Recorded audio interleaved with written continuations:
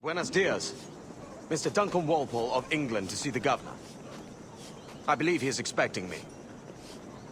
Sí, señor Walpole. Entre, por favor.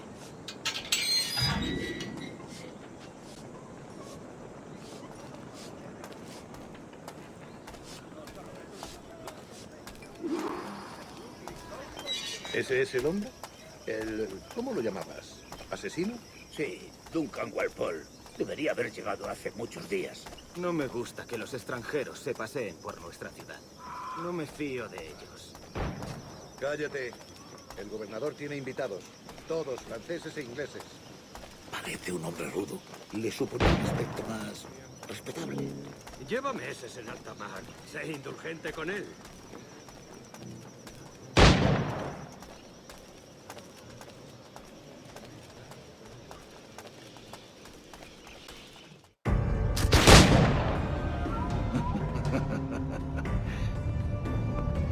Good morning, sir.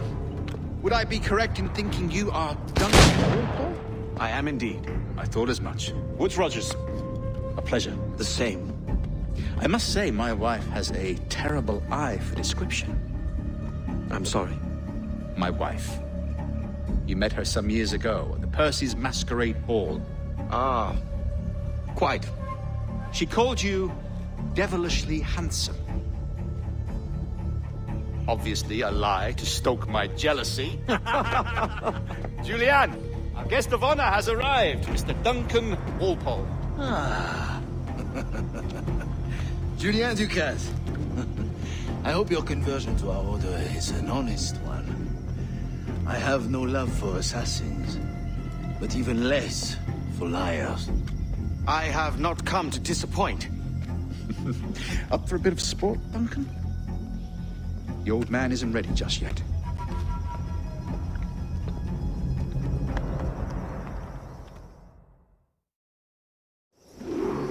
You've got my two best pairs of matched pistols, Duncan, so handle them with care. If I had 8, I'd treat each as my own son.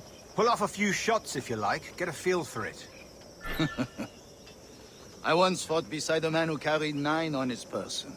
They were a boon in battle, but hindered his ability to swim. Sadly. Quite.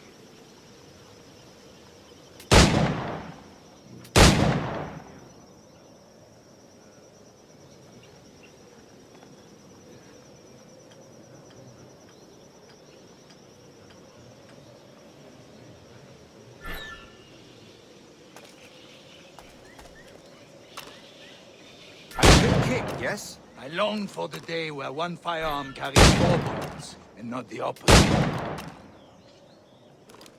I have a friend in England you may like to meet, Julian.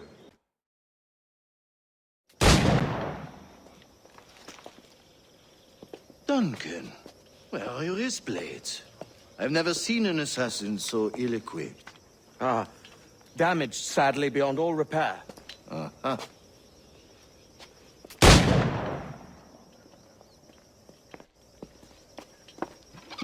Have your choice.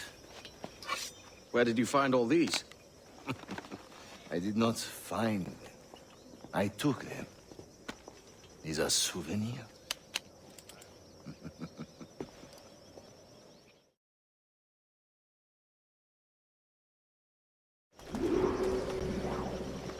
Two blades, as is the custom, eh? Custom, aye.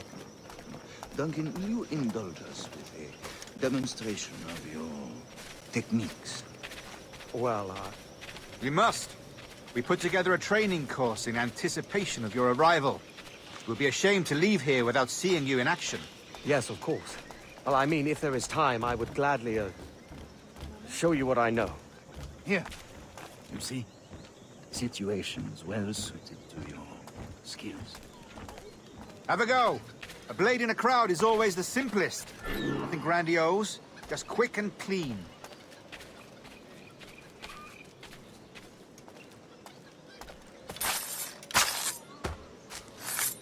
Show us another technique. Quite ingenious to use bales of hay for cover, don't you think?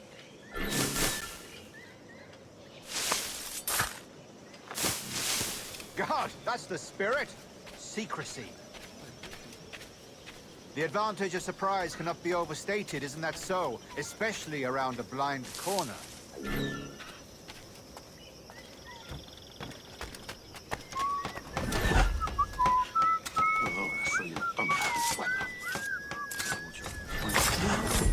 God blind me, that's a clever trick.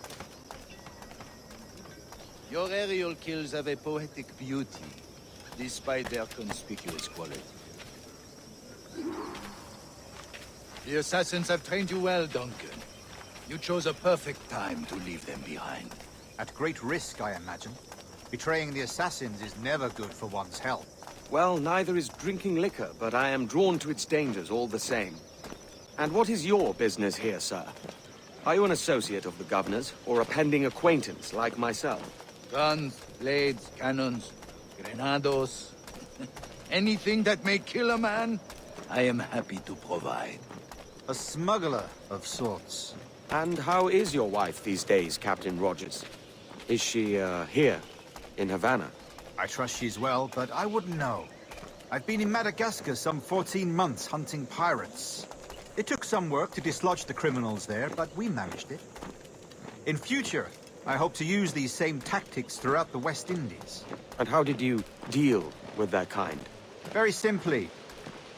Most pirates are as ignorant as apes. I merely offered them a choice. Take a pardon and return to England penniless, but free men. Or be hanged by the neck until dead. Oh. I imagine Nassau would be your next target. Very astute, Duncan, indeed. Best of luck with that.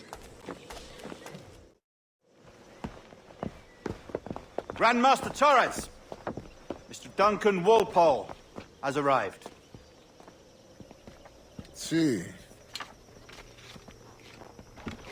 We were expected 1 week ago. Apologies, Governor. My ship was set upon by pirates. We were scuttled. I arrived only yesterday. Unfortunate. Forgive my caution, but were you able to salvage from these pirates the items you promised me? Yes, sir, I was.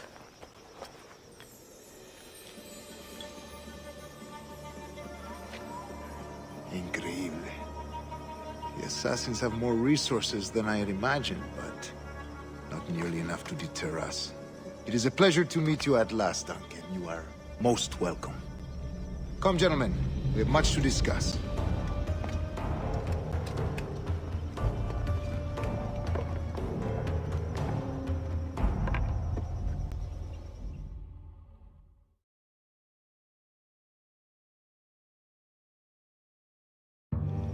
Convened at last, and in such continental company. England, France, Spain, citizens of sad and corrupted empires. But you are Templars now, the secret and true legislators of the world. Please, hold out your hands. Mark and remember our purpose. To guide all wayward souls till they've reached the quiet road. To guide all wayward desire till impassioned hearts are cool. To guide all wayward minds to safe and sober thought.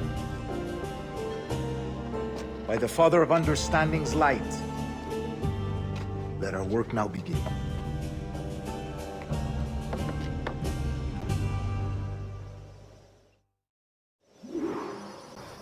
Decades ago, the Council entrusted me with the task of locating in these West Indies a forgotten place our precursors once called the Observatory. See here. Look upon these images and commit them to memory. They tell a very old and important story.